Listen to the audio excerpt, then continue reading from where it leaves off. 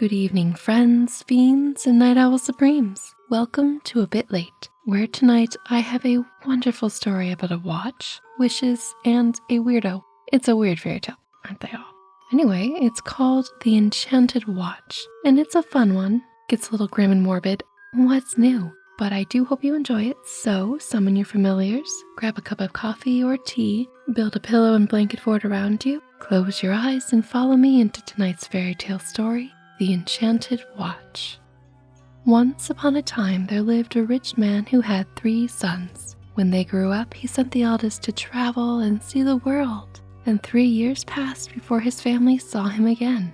Then he returned magnificently dressed, of course, and his father was so delighted with his behavior that he gave a great feast in his honor, to which all the relations and friends were invited.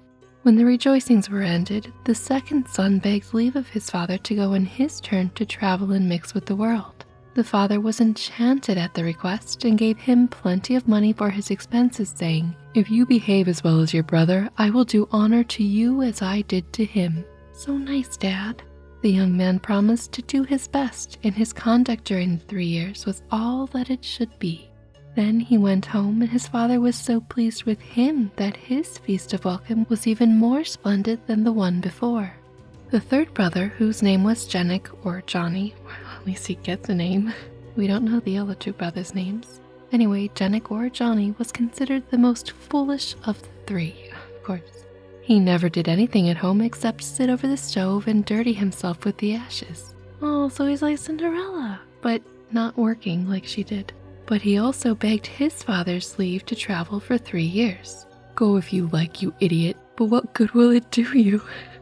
"Oh no, Dad." The youth paid no heed to his father's observations as long as he obtained permission to go. I'm glad he can separate his father's thoughts from the permission. Good for him, I guess. That's a good mental boundary. The father saw him depart with joy, glad to get rid of him, and gave him a handsome sum of money for his needs. "Thanks, Dad." Once, as he was making one of his journeys, Jenik chanced to cross a meadow where some shepherds were just about to kill a dog. No, he entreated them to spare it, yea, unlike every other fairy tale person, and give it to him instead, which they willingly did. And he went on his way, followed by the dog. A little further on, he came upon a cat, which someone was going to put to death. But why? He implored its life, and the cat followed him. Thank goodness. Finally, in another place, he saved a serpent, which was also handed over to him, and now they made a party of 4. The dog behind Jenik, the cat behind the dog, and the serpent behind the cat. Adorable. Where's this story going, you may wonder? Well, then the serpent said to Jenik, "Go wherever you see me go." For in the autumn, when all the serpents hide themselves in their holes, this serpent was going in search of his king, who was the king of all snakes. Just FYI, so you know that's where they're going. Also, the snake has got connections. Then he added, "My king will scold me for my long absence. Everyone else is housed for the winter and I am very late. I shall have to tell him what danger I have been in, and how without your help I should certainly have lost my life. The king will ask what you would like in return, and be sure to beg for the watch which hangs on the wall. It has all sorts of wonderful properties. You only need to rub it to get whatever you like." Cool. No sooner said than done. Jenik became the master of the watch, and the moment he got out, he wished to put its virtues to the proof. He was hungry and thought it would be delightful to eat in the meadow a loaf of new bread and a steak of good beef washed down by a flask of wine. So he scratched the watch, and in an instant it was all before him. Imagine his joy. That's fantastic. Evening soon came, and Jenik rubbed his watch and thought it would be very pleasant to have a room with a comfortable bed and a good supper. Just 8, right? Oh well. In an instant they were all before him. After supper, he went to bed and slept till morning, as every honest man ought to do. So he didn't wish for anything else that night. Got it. Then he set forth for his father's house, his mind dwelling on the feast that would be awaiting him. But as he returned in the same old clothes in which he went away, and not that long ago, right? It seems he's been gone a day or 2. Anyway, he's in the same clothes. His father flew into a great rage and refused to do anything for him. Janek went to his old place near the stove and dirtied himself in the ashes without anyone minding. That was super anticlimactic.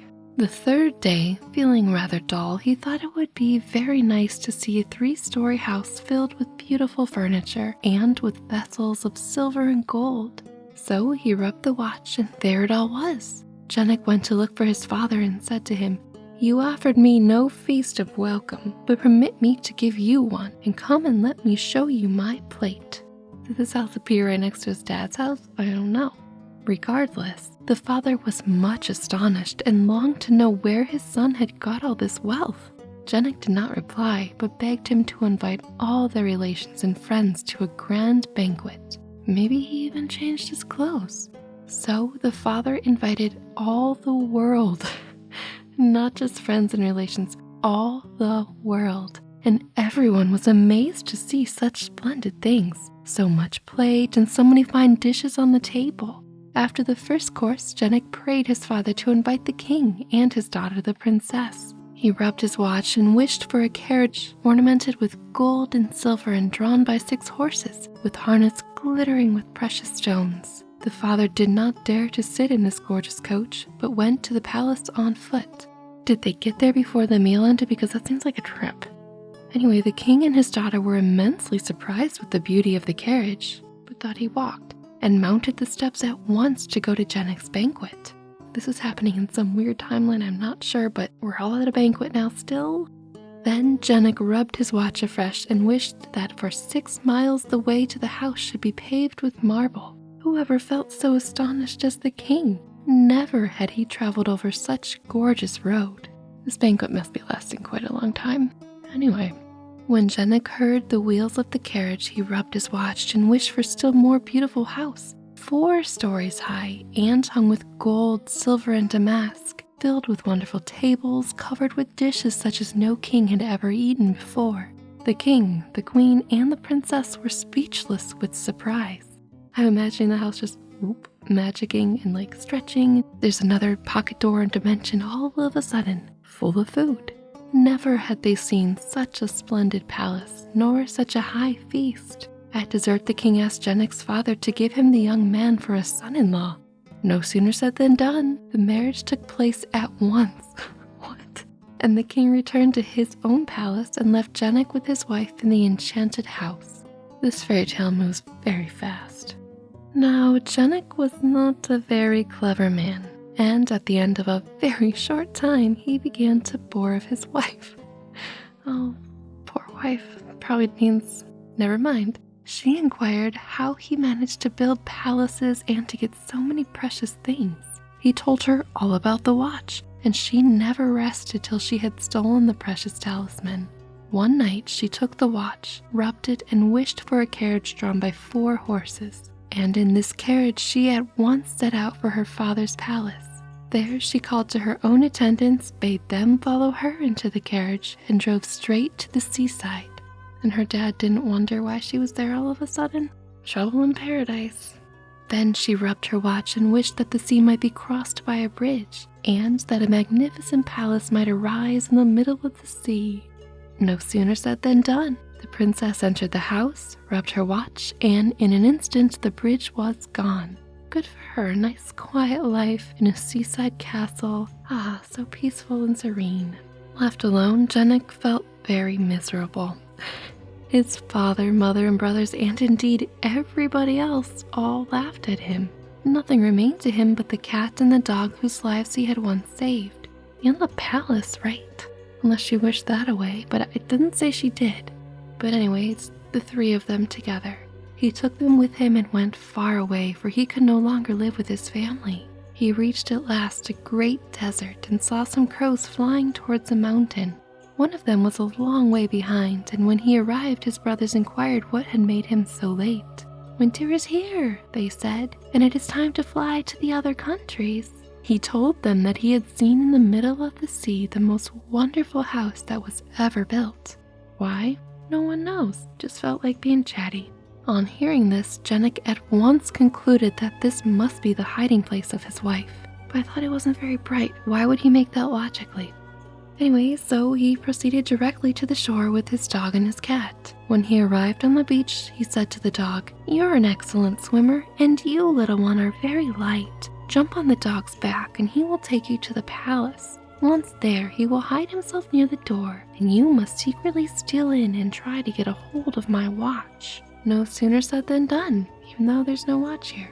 The two animals crossed the sea, brave souls. The dog hid near the house and the cat stole into the chamber. The princess recognized him and guessed why he had come, and she took the watch down to the cellar and locked it in a box. But the cat wriggled its way into the cellar, and the moment the princess turned her back, he scratched and scratched till he had made a hole in the box. Clever cat. Also very strong clawed cat. Then he took the watch between his teeth and waited quietly till the princess came back. Scarcely had she opened the door when the cat was outside and the watch into the bargain. Lucky she came back. The cat was no sooner beyond the gates than he said to the dog, "We're going to cross the sea. Be very careful not to speak to me." Oh, adorable. Because he's got the little talisman in his mouth. The dog laid this to heart and said nothing, but when they approached the shore, he could not help asking, "Have you got the watch?" The cat did not answer. He was afraid that he might let the talisman fall. When they touched the shore, the dog repeated his question. "Yes," said the cat, and the watch fell into the sea. Oh, buddy. Then our two friends began to accuse each other, and they both looked sorrowfully at the place where their treasure had fallen in. Suddenly, a fish appeared near the edge of the sea. How lucky. The cat seized it and thought it would make them a good supper. "I have 9 little children," cried the fish. "Spare the father of a family." "Granted," replied the cat, "but on condition that you find our watch." The fish executed his commission, and they brought the treasure back to their master. Jenik rubbed the watch and wished that the palace, the princess, and all its inhabitants should be swallowed up in the sea, because he's a jerk. I don't like him. No sooner said than done. Jenik returned to his parents, and he and his watch, his cat, and his dog lived together happily to the end of their days. The end. Well, I can't say I'm particularly happy for Jenik, but I'm happy that the cat and the dog are happy. I don't really like him, but what a weird story, right? Kinda wish we got to hear from the snake again. But let me know what you think of this one. If you had a watch, what would you wish for? It's kind of neat that the watch had unlimited wishes, or if it was counting down the time until time was out. Ooh, interesting. Anyway, these are just rambling thoughts. Do let me know what you think in the comments below, and I hope you're having a wonderful evening or rest of your day. But for now, off to sleep and dream what you will, or stay a while and enjoy another tale. Whichever you choose, I'll speak to you again, and until then, wishful dreams, my friends. Good night.